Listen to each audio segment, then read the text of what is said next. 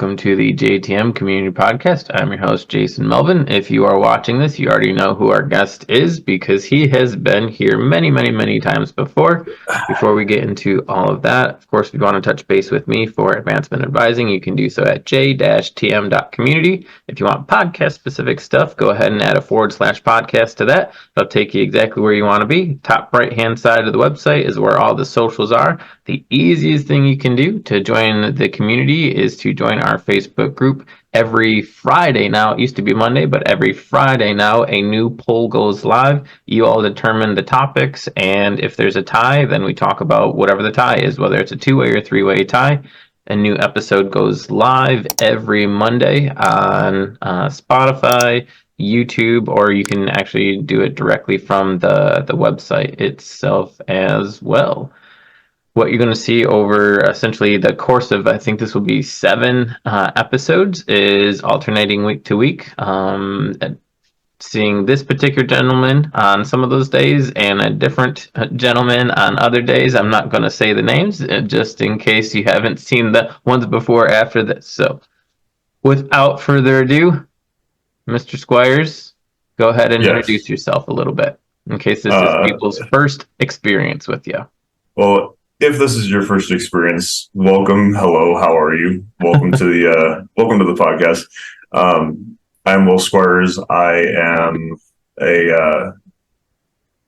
a gentleman who lives in Nevada, and I'm a teacher, I'm a husband, and I'm an all-around weirdo. So it's fun.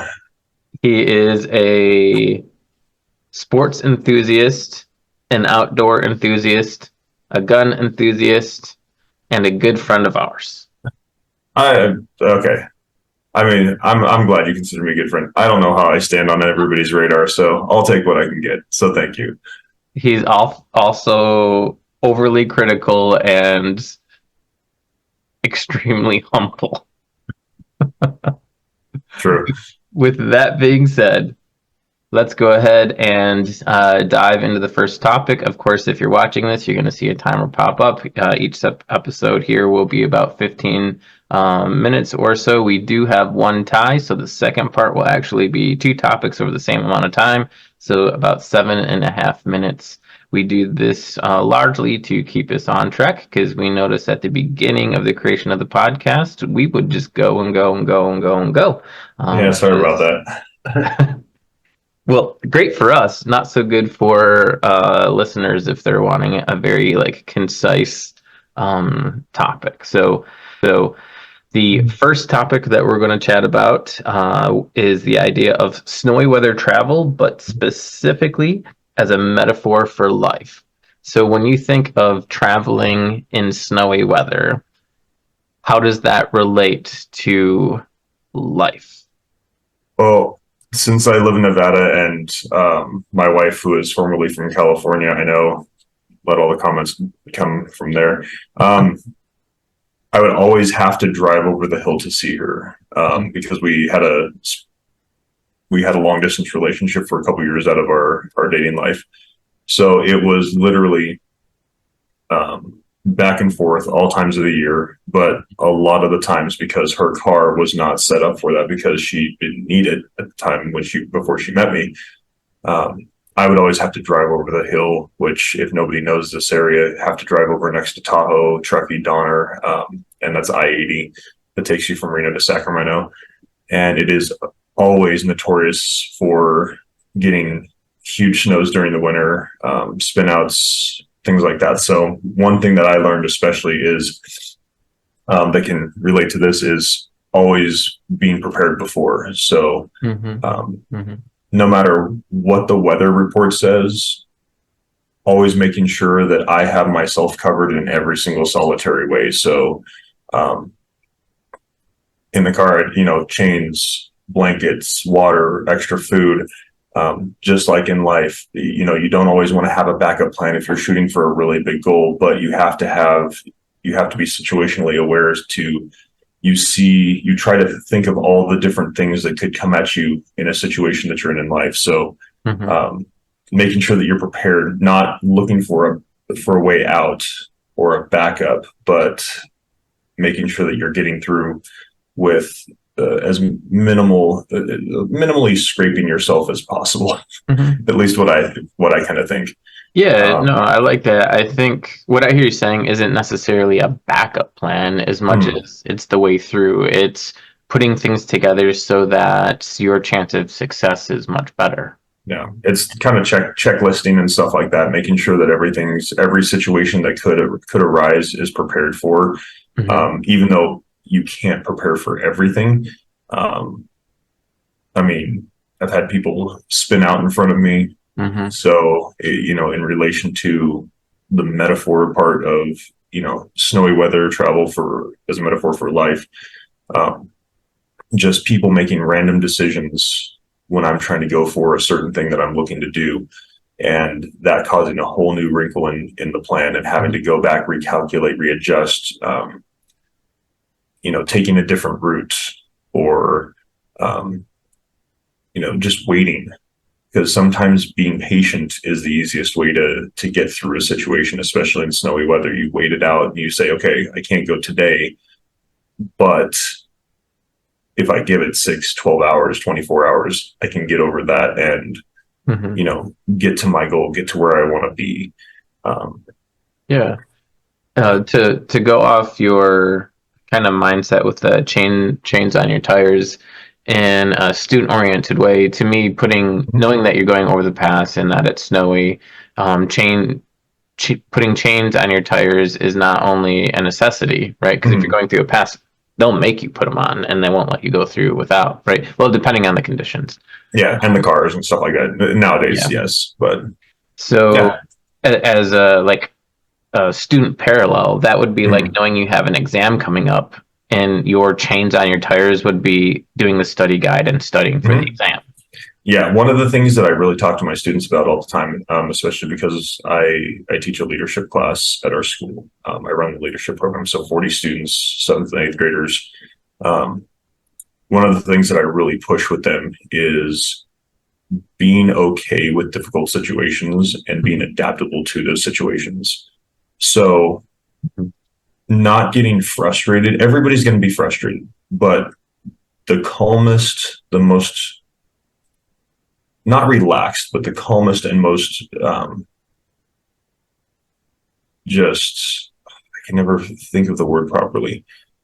The person who is willing to be patient and adapt in a situation and not show the full range of emotions of frustration and anger and whatever when something changes, or even when something goes well, the happiness, the joy, it's good to celebrate those. But when something changes in what you want, or when something's coming up, being adaptable and making sure. So if you, like you said, I have a lot of students who have exams and they'll come in and go, Squires, I have an exam. I have this responsibility in this class, but it is not due for some time. It's not like it's a poster that we're doing and it's not due for a week or two, um, or it's an assembly practice that we're doing that we have a couple weeks for before an assembly Mm-hmm. or an event that we're doing. And they go, may I take today so that I don't have to cram and study tonight or tomorrow? May I take today, go sit in a corner, go sit in a quiet room and study right now? And I tell them, I say, you need to understand this. So you have a responsibility in my classroom, but you also have a responsibility in your other classrooms. You're putting the one that is you're prioritizing, which is what I love. So prioritize the important thing first. Our work is important, but your test, number one, you are a student. That is your job.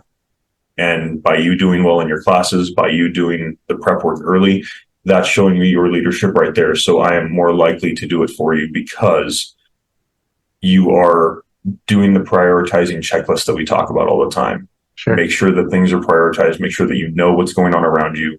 Um, that you have a soccer game or a volleyball game or a dance class or, writing practice or whatever you're doing after school. Um, so you're asking for time to take care of your job as a student. And I love that. So Mhm. yes, we can do that. And I will accommodate that as long as they understand that as soon as that job is done, they get right back to the job that I've asked them to do. Um, Yeah. because they see the importance of their education. They see the importance of that exam and what it means to their educational class, because my class is being a good role model and helping everybody else out in the school. Mm-hmm. And their job is to be that like top tier. Um, and if they start slipping on their grades, they know that we will have chats with their teachers and they will have to go back and take care of it and may be removed from the class if it continues. So they're willing to prioritize and work with me and act like Sure. adults in society, which I love.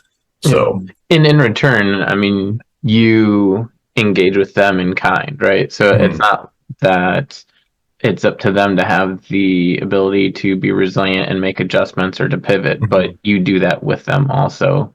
It's and we pointed out. Going back to like how that parallels to that snowy weather reminds me of, I can't remember, it was like 3-ish weeks ago maybe, when we had gotten that snowstorm here, and I was heading into work, and it was snowy. I knew it was going to be slippery, so I tried to stop ahead at the stop sign, and I slid through.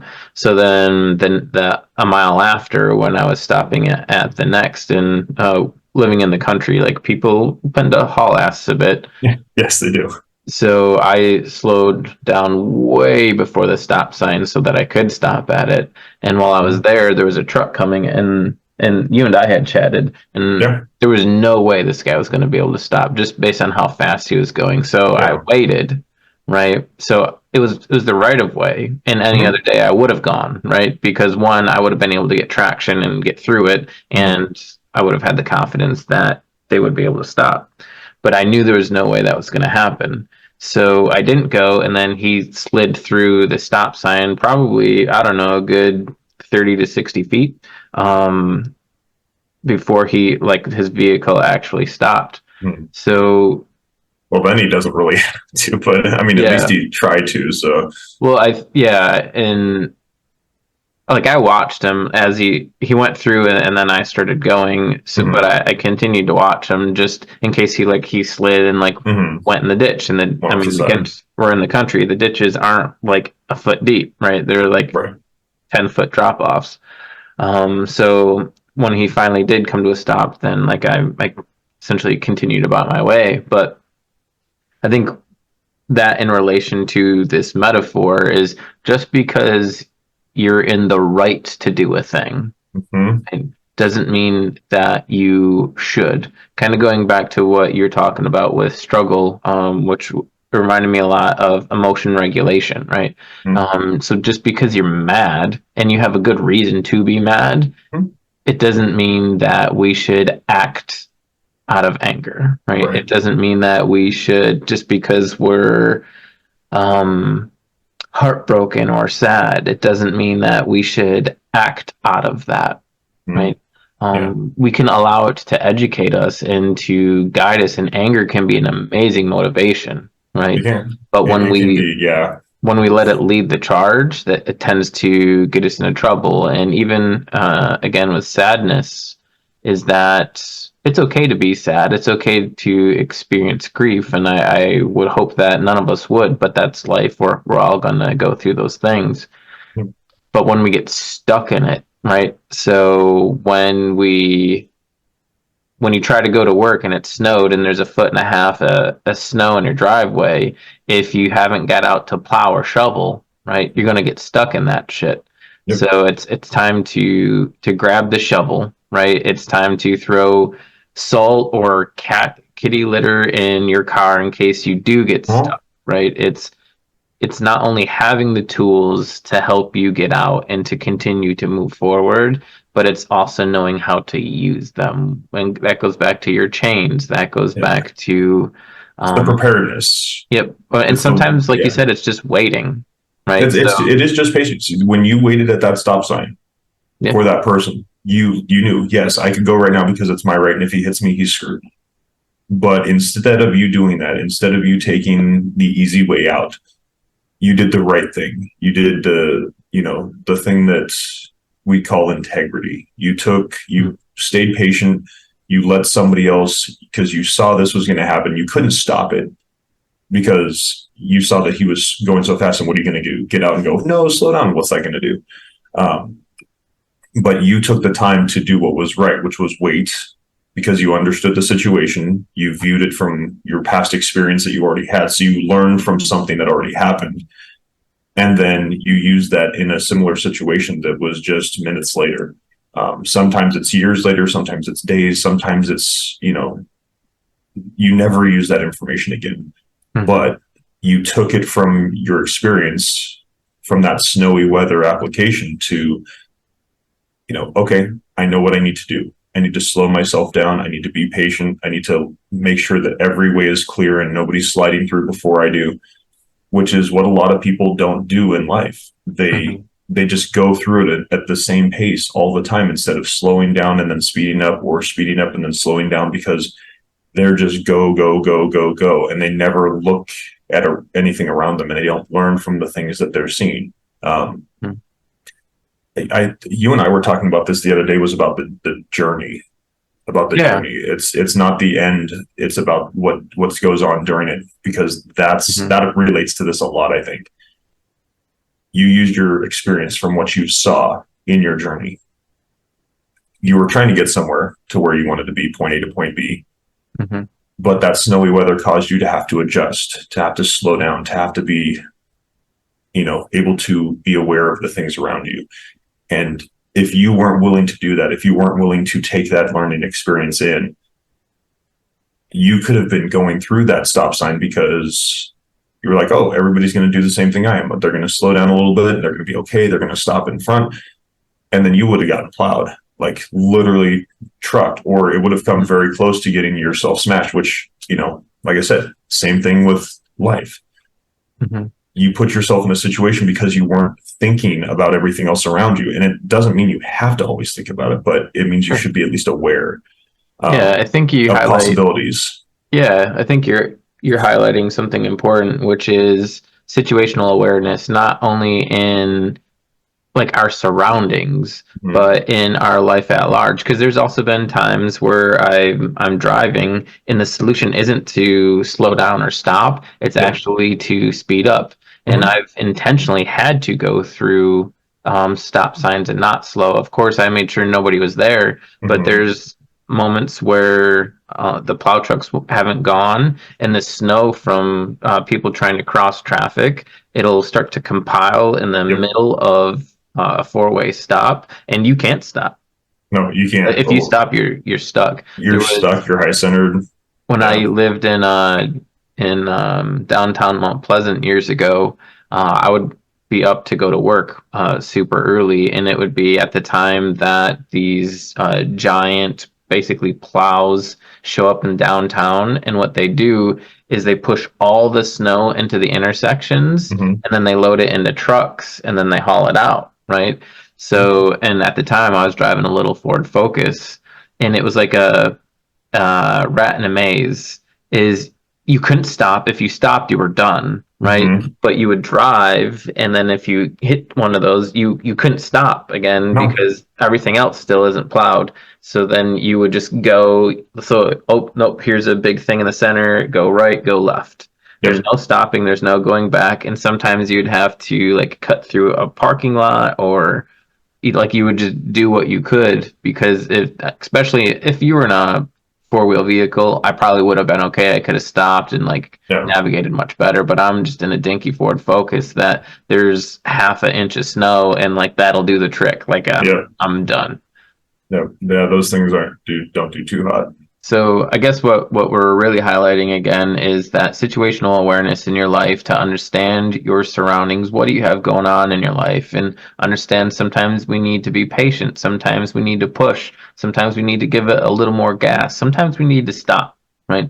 But we can't know and understand those things if we choose not to be aware. If we are so tunnel visioned on this one thing, on this relationship, on this this task, is that's when we tend to make mistakes and neglect other things, other responsibilities. And I'll kudos to that student who is saying, hey, I have these two things that are kind of conflicting at the time. This one is a bigger priority.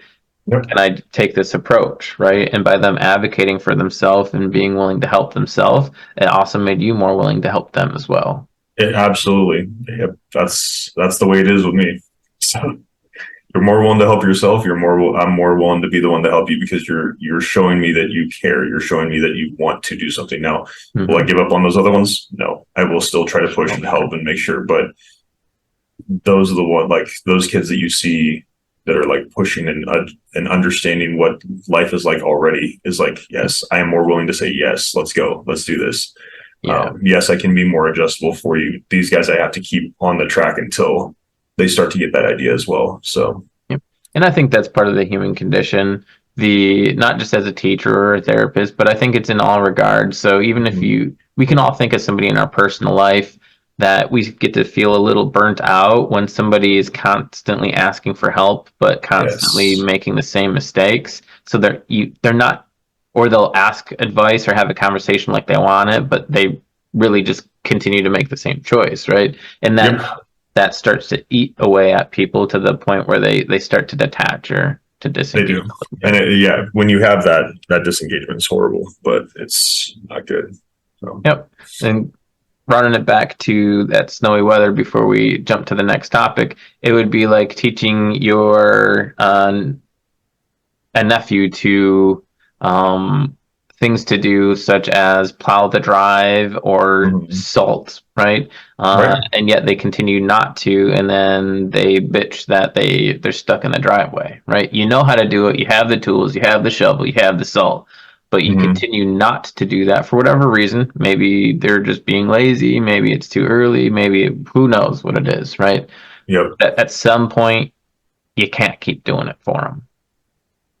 You can't, and it's really sad that because they have to learn through experience, and you can tell them and tell them and tell them, but like we always say, if you're not willing to open yourself up to that experience and learn from it, then there's not much that can help you after that. So, Yeah, and sometimes we create such a safety net that we actually prevent the opportunity for growth in that degree.